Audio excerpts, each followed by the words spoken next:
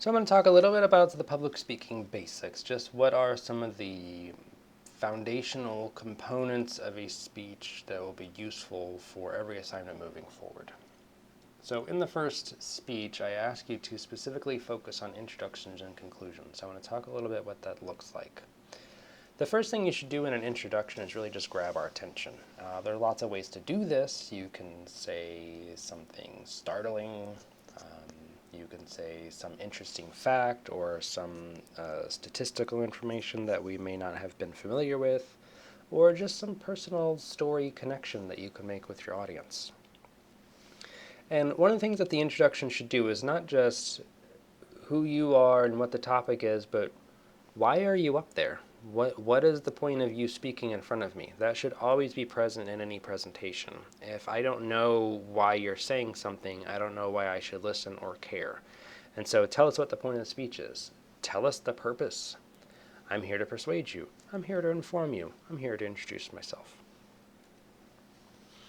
You have to tell us what you're going to say. The preview is something that's overlooked a lot, and we just you're going to listen and follow along anyway. And if you listen to a lot of politicians, any of their speeches, they don't preview. They just start talking, and you don't know if it's going to be a 2-minute speech or a 2-hour speech. They just go on and on and on. And giving someone an idea of what they're in for is really helpful to know. I'm going to cover 3 things, and they sort of know, okay, now we're on the 3rd thing. This is almost over. Great, I'm able to follow along. So the body of the speech is where we spend most of the time, and this is really just taking those previewed points and you expand upon them. Get into the details, get into the specifics, get into the research being cited and giving some sources. And you want to make sure that you don't lose the audience. And so one of the things that we'll cover later in looking at the outline structure I want you to use is some substructure. So within the main points and the body of the speech, there is, in this first main point, I'm going to cover these 2 things. And here's the first thing. Now here's the second thing. So I cover these 2 things. Now you understand the first main point. Now I'll talk about the second main point. And just having that basic structure allows you to follow along and you don't lose the audience. They don't just feel like you're talking for 7 minutes about this topic and I don't know what you're talking about anymore and I no longer care and I've checked out of the speech, even though it may be important for me to hear something later on. The conclusion is where you tie it all together with a nice bow. And so one of the things that you will do is you will summarize, and a lot of times that is simply restating the previous statements in past tense. So I said I was going to cover A, B, and C. At the end of the speech, you can see, so by hearing A, B, and C, hopefully you learned whatever it is I wanted you to know. And at the end of the speech, give sort of a last impression, something that will stick with us, that really is maybe perhaps memorable about the speech.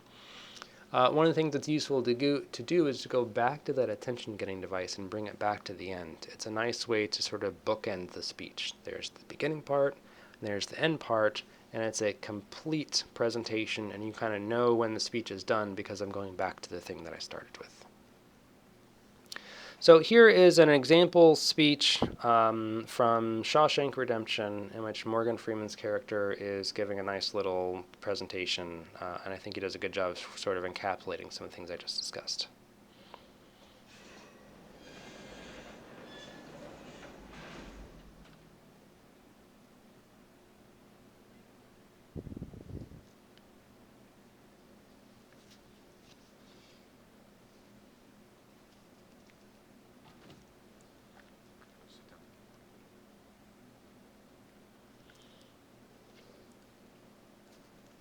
Ellis Boyd Redding.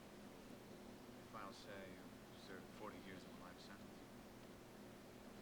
Rehabilitate? Rehabilitate? Well, now, let me see. No, I don't have any idea what that means. Well, it means you're ready to rejoin society. I know what you think it means.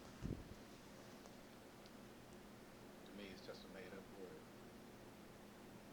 Politicians were young fellas like yourself who wear a suit and a tie, have a job. What do you really want to know? I'm sorry for what I did. All right? There's not a day goes by I don't feel like that. Not because I'm in here, because maybe I should. I look back on the way I was then, a young, stupid kid who committed a terrible crime.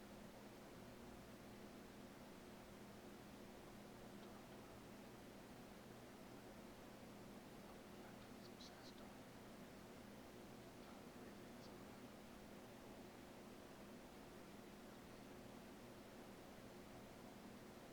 That kid's long gone. This old man was all that's left. I gotta live with that. The ability is just a bullshit word. So you go on and stand before something and stop wasting my time. It's all bullshit. I'm bullshit.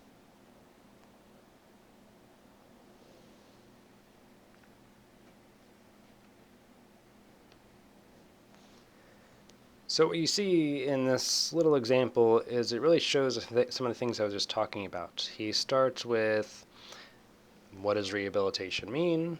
He finishes with it, and you gotta believe that last line kind of leaves a lasting impression as well. So what kinds of things do you need to consider when you are trying to reach an audience that may not know something or feel like they already know the topic? One of the things you have to consider is language use, and not just the language that Morgan Freeman just used, but just using terminology or jargon or things that people don't understand. Sometimes just pronouncing a word properly can make all the difference. If you say a word the wrong way, it immediately takes away from the credibility you may have. You may sound like you know what you're talking about, but then all of a sudden you don't say the word the right way, and then it's you don't know what you're talking about anymore. Just clarity, you don't have to make things very complicated. In fact, the simpler and clearer, the better. And so if you're saying smart things, but I get kind of lost and it becomes sort of rambly, confusing, then I'm not listening anymore. And if you're not anticipating that need, if you start with trying to talk about a topic that I have no experience with, and you start talking about how to do something very specific, then I don't even know where to begin. Like if you're trying to tell me how to insulate my home, and I don't know the types of insulation, and I don't know the tools, and I don't know any of the things that you're talking about, and you're getting into the details about how to do something very particular, you've lost me, and I've checked out because I didn't know what you were saying the first 5 seconds, and I don't really care what you're saying at minute 2 or minute 5. So we think about it as yourself as a restaurant server. You think about, do they have any questions about the menu? Or if there is a special, you describe in a little more detail about what that dish is because it's not described on the menu in front of them. So what you want to consider with these listening barriers is don't give your audience a reason to check out from what you're saying. Don't make them stop listening. Give them what they need so they can follow along and want to hear what you say all the way to the end of the speech. Another way we can see that being useful is to consider the delivery styles that we're going to use. So impromptu is really just speaking off the cuff. And the origin of that is literally when the cuffs of shirts were paper and people would write a little note to themselves. And they would stand up and speak, and they'd look at their cuff, and they would use the notes they have written on their sleeve in order to present to an audience. It is oftentimes little to no preparation. You are just getting up and you are talking about a topic. The benefits of that is that you have maximum feedback to your audience. The downside is you have zero preparation for what to say to your audience. So if you start stumbling and get lost, you just have to be able to do it on the fly. Extemporaneous speaking is sort of the happy medium between this and some of the others. And it is being able to adapt to your audience. You are speaking to them, but it is a presentation that is very well prepared and a lot of times in some ways rehearsed, that you have content that you are working from. You have prepared, but you are speaking rather than reading. And the manuscript and memorized speeches are written out word for word, and they are either read or memorized. And so the pros and cons of that are that a manuscript speech, you can get the wording down exactly right that you want. But you lose that connection to the audience because people don't like being read to. But also, if it turns out that there's something that you're saying and people don't understand it, you don't have that extemporaneous style built in where you can revise what you're saying and give a little explanation when it's necessary. You just have to keep going, and you've lost your audience on page 1, and now you have 7 more pages to read. Those hold true with memorized, but with a memorized speech, you're able to look at your audience and interact with them and deliver the content. But let's say you get to the point where you need to know the next line, and then what if you can't remember? Then you stand there awkwardly and not sure what to say until you can find your place in the script. Now, these can look very, very good. So if you recall in the first video I prepared for you in the introduction speech, there was the demonstration of an informative speech from a national champion.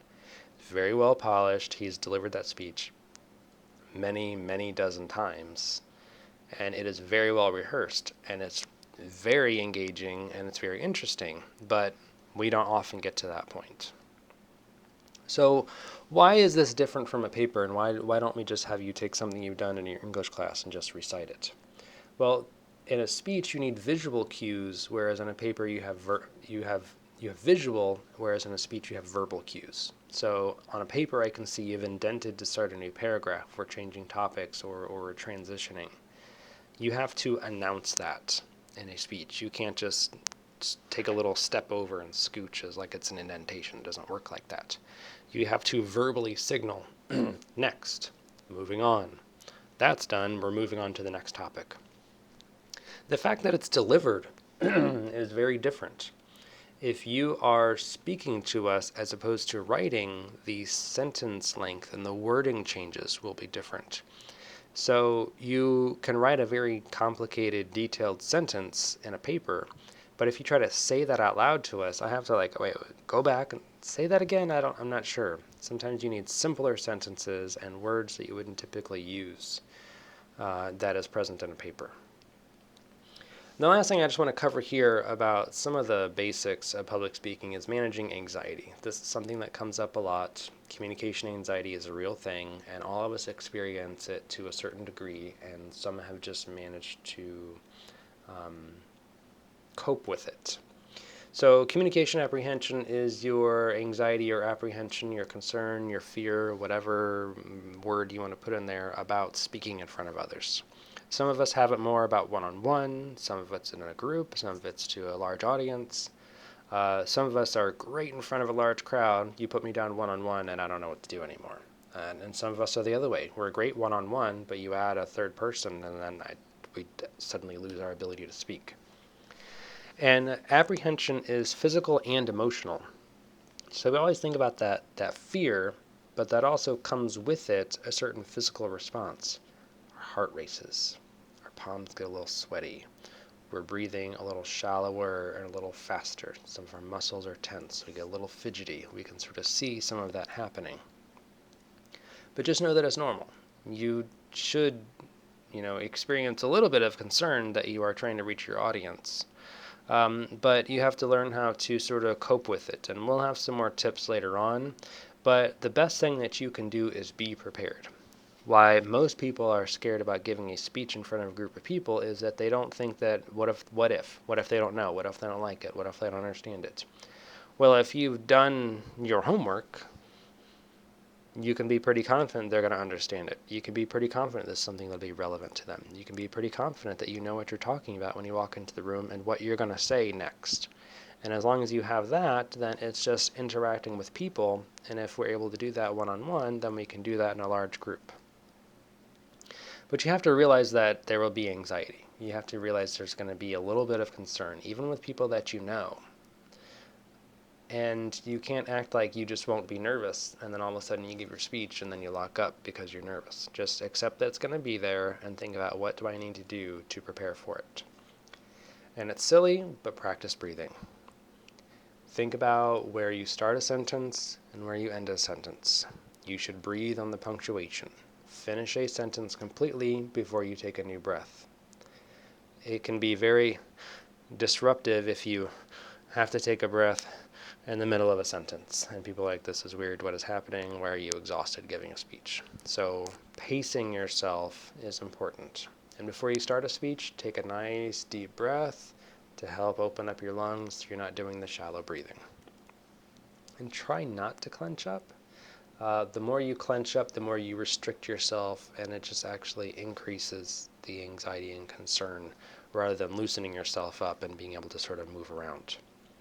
And just find something that's comfortable for you. So if it means you move your hands a lot, move your hands, go for it. If it means that you need to wear something that's comfortable, wear something that's comfortable. If it means that you need to sort of dress up and put on a little, performance outfit for you, right? If I'm going to be speaking, do I need to put on a suit and a tie that makes me feel like I'm giving a speech? And that's what I'm going to put on when I give my speeches. If I need to be in my most comfortable favorite t-shirt, then wear it. Do what you need to do to make yourself comfortable. The goal of this class isn't to make you uncomfortable. It's to try to deal with that concern that you may have and make you feel better about giving a speech at the end of the day.